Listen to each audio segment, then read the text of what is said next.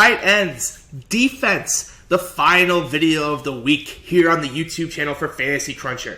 On the Siege, we're going to navigate through tight ends and defenses. I got to be honest, this video is going to be pretty damn quick. There's not a whole lot at these positions. This is about as weak as it's gotten all season. I actually wrote these articles as well on FantasyCruncher.com. Check it out. We've got a lot of great articles over there. I actually wrote these articles, and I was trying to write enough names on the list. It's really short. But that being said, they're important, and you will need them to win a lot of money this weekend. So don't mean that you still got to take your notes. But first, if you haven't already, please subscribe, like, and leave in the comments section the defense that scores the most fantasy points this week, along with your FantasyCruncher username, and you'll be entered to in a drawing to win a free week of FantasyCruncher Pro. That's it. Highest scoring defense. Just pick a team, any team. You don't even have to do it, and you'll be eligible to win that prize. We'll draw that next week. All right, let's do this. This is gonna be so quick. For me, at tight end, it's a position where I'm paying up. Zach Ertz is the only offensive weapon left for the Philadelphia Eagles other than Miles Sanders and Greg Ward. He's just going to get fed targets. Dallas DVP doesn't really matter here. He's just going to get a ton of targets. We've seen it over the last 2 weeks, 10 and 13. Would expect it to be closer to 13 than 10 in this must-win game. I think he's going to be a must-have, basically. But, there's so many other great tight ends. Darren Waller, no Josh Jacobs for the red zone work. His biggest problem has been the lack of touchdowns. Only 3 touchdowns on the season, and he's still been this phenomenal. Hasn't hit any since week 8. But he gets all those targets. 10, 6, 9, 6, 7. Bunch of 100-yard games, bunch of 80-yard games, 70-yard games. So, again, I think in this spot, with a little more touchdown equity, he's great. Jared Cook has been phenomenal lately. He's been awesome.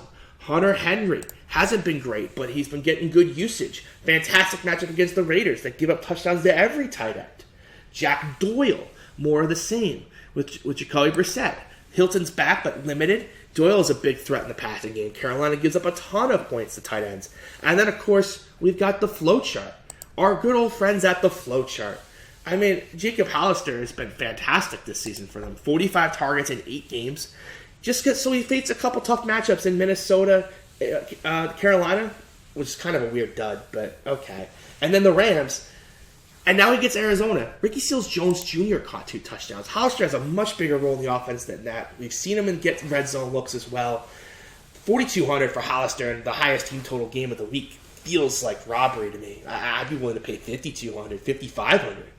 Probably wouldn't even hate it if he was like Darren Waller price. I'd probably still have some. So 4,200 is just a massive discount for me. So he's definitely going to be one of those guys I have in my pool as well.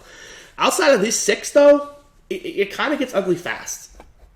You want to play a third-string Giants tight end against Washington with another quarterback change, I guess. Greg Olson's back. You can't go back to Ian Thomas. Vance McDonald is back from his concussion, it looks like. And, but he's not going to do much. Ricky Seals-Jones is going to get in the timeshare. There just really aren't any cheap options that are, great. So, let's pay down a little bit at wide receiver, pay down a little bit at running back and quarterback, and get us that elite tight end. That's my strategy heading into this week. Defense, I can't pick the Patriots. What the hell? They're such a good fantasy defense. I can't pick them. They're on the Saturday slate, though. So this is where it gets a little interesting. This is one of those positions that's pretty tough. I like the Seahawks. I think they're an interesting spot, but I'm not, in love with them. The Steelers are interesting, if you really can trust them on the road against the Jets. The Jets at home are a thing that scares me. The Jets' defense in itself is cheap on some sites, but here it's expensive. But I don't mind them against Hodges. He threw 4 interceptions last game. Denver, 3,500 will be the chalk against David Blow. I just think, my problem is that I think he could actually throw the ball deep if he trusts himself and the offense lets him. We'll see. Kerryon Johnson's back too. That should help. But I fully acknowledge that he'll probably turn over the ball a couple times. The floor there is super high. If the Patriots were to happen to lose on Saturday, don't forget about Cleveland. They're 1,800, and Baltimore could easily start Lamar. They could easily start Lamar Jackson, but they also could easily start Robert Griffin III. The game basically has no meaning. It would be a miracle for them not to get the 1 seed if the Patriots lose. So they might just go ahead and sit Lamar and play Robert Griffin III. So keep your eye out on that one. I would never play the Browns if Lamar Jackson was playing, but just a thought for you there as well. Also, Detroit, I guess, on the road against Drew Lock isn't the worst idea, but Lions defense has been bad lately. A road trip to Denver in December, I can't imagine they're going to be motivated for that one. The Chargers against Oakland is a possibility. I know I just talked about how great Waller is, and he is, but with no Josh Jacobs, that offense isn't quite the same. Atlanta against Jacksonville, Gardner Minshew's been a turnover machine at home. I could see that being a good option, but there's nothing elite. The elite option really isn't here. A lot of those elite defenses are playing on Saturday. The Patriots, the 49ers, the Texans. You play everyone against the Bucs. That's a Saturday game. 3 great Saturday football games, by the way. So for me, it's definitely a situation where, okay, I'm going to kind of mix and match a little bit here. So just to recap the teams I'm mixing and matching: the Steelers, the Jets, the Chargers, the Broncos, the Seahawks, and the Steelers. I did them already. Who am I missing? That's everyone, I guess. That's all of them. All right, so there's only 5, and they're all expensive. Well, I need to find you a cheap defense. That's no good. Saints on the road, no.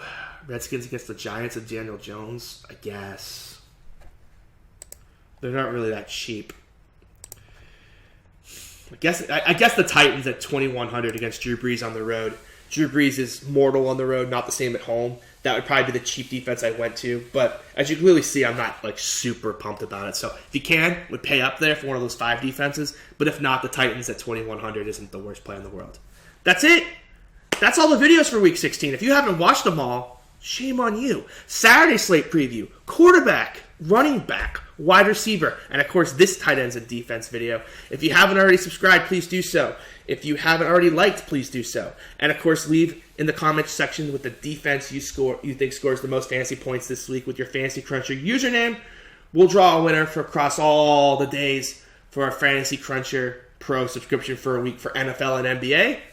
With that, guys, keep on crunching and good luck.